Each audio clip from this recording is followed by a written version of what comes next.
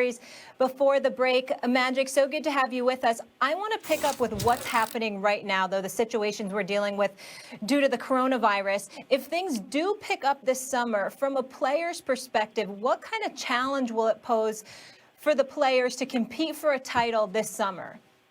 Well, I think it really only a small challenge, and that's really getting back in shape and getting your timing.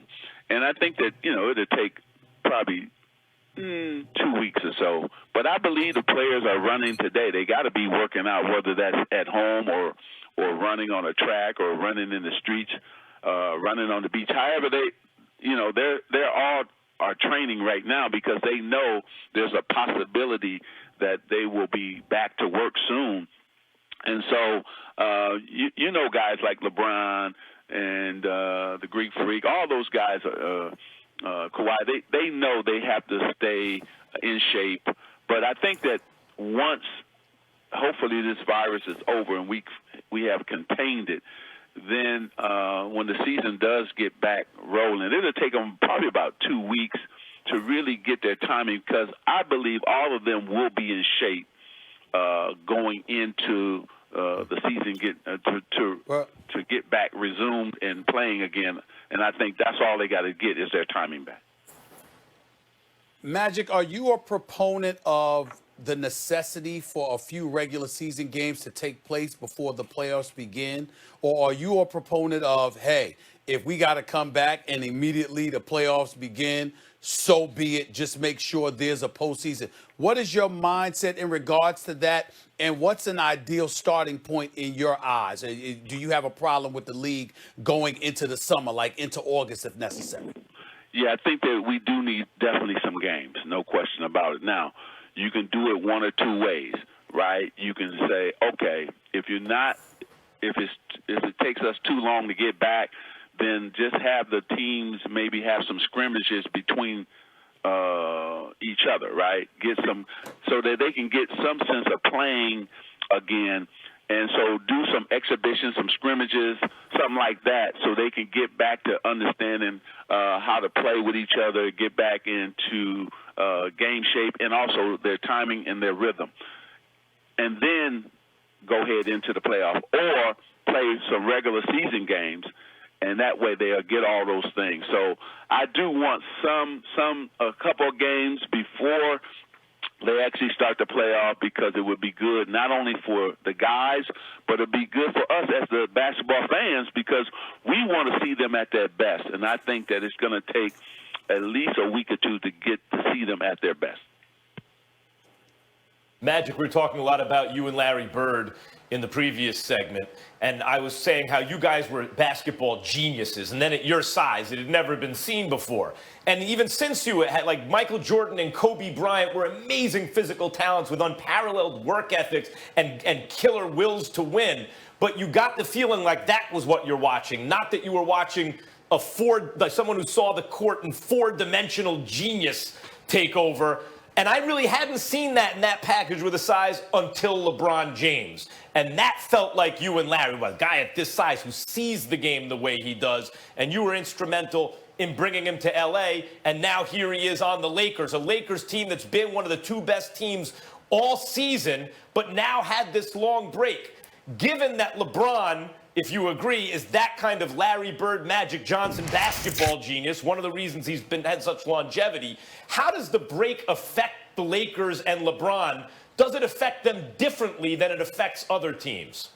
Oh, it's definitely going to affect them more, because they were playing so well. They were on top of their game, both on the offensive side and the defensive side.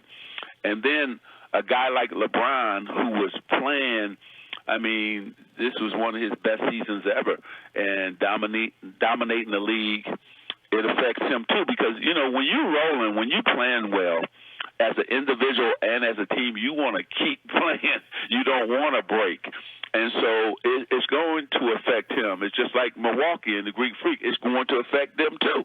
So you want, as soon as possible, for the league to get back. I will say LeBron is just like Larry and myself, and he is so unbelievable when he's coming down that court. His head is up, He's always willing to make the pass to make his teammates better, but also too, he can go down the middle and dunk on you. And you know, he's added something to his game. He reinvented himself this season because he was posting more. He was taking those guards down or forwards down low and punishes them in the post. And I really enjoyed seeing him just reinvent himself. That's why he's having this outstanding season, an MVP type season. Magic, a two-part question. Number one, who, if the season were to end right now, who would have been your MVP when the season stopped? Would it have been LeBron James or the Greek Freak? A, and B, based on the way the Lakers were looking, did you believe that they had finally got themselves to a point where they were the legitimate favorites to win the West, if not at all, rather than the Los Angeles Clippers? When I first started the season, Greek Freak and Milwaukee had this, you know, they started off with the best record. So I said, he's probably going to win it. But when we got to January and LeBron kept dominating, and then on that Friday when he beat Milwaukee and he defended the Greek Freak and did an amazing job, LeBron did, and dominated in scoring and rebounds and assists. Then he turned around on that Sunday. They beat the Clippers. So against the two best teams in basketball he had to go up against, besides the Lakers themselves, he dominated on both ends of the court.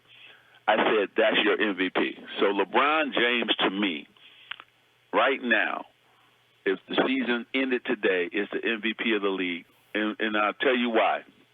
Because he took 8 new faces. See, people not giving him credit for this. The Lakers got 8 new guys on the team, got a new coach as well, right? So now he had to make an adjustment to all these new faces, and he still got the Lakers with the second best record. He still is dominated at a high level. So, first of all, not only is he the MVP, he's the best player in the world, and then you guys been having this argument about sports. I like Patrick Mahomes, but he's no LeBron James, and LeBron James is the #1 sports player in the world. So that argument is over, all those 3. Okay, now let's go to the Lakers. This is real easy. The Lakers showed me something on that last matchup with the Clippers. The Clippers' small team was beating the Lakers' big team, and Frank Vogel made a great adjustment in that game 3. He said, okay, I'm not going to go big anymore. I'm going to go small. And when they picked up Morris, they were able to be more versatile. And sure enough, he played that small team. The Lakers' small team was better than the Clippers' small team. And I think now that was the key adjustment that Frank Vogel made. And LeBron James played heads up, and here Max is. I know he's ready to jump on Kawhi and everything. LeBron James did a good defensive job on Kawhi. Kawhi still got his points, but he made him work for his points. And I love seeing LeBron play on both ends of the court right now. And the Lakers right now are the best team in the West, and they will go to the championship if they resume playing again. I think LeBron will be playing against Milwaukee in the NBA Finals. Magic Johnson dropping gems on us. Do I think what? Do you think they win against Milwaukee? Oh, that's going to be a series, man.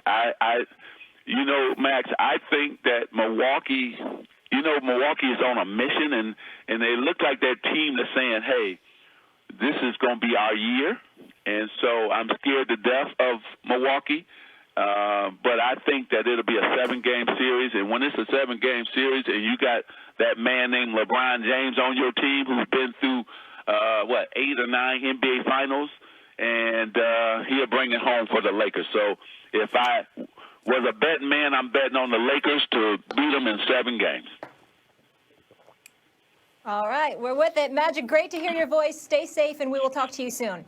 And Molly, thank you for what you Appreciate said you, about getting groceries for your parents. We all should be doing that. Social distancing. Stay home, everybody. God bless everybody. And First Take, thank you for being on, entertaining us every single day. Thank you, guys. God bless. Magic, you're the blessed. God All bless right. you. When we come back here on First Take, we have much more on the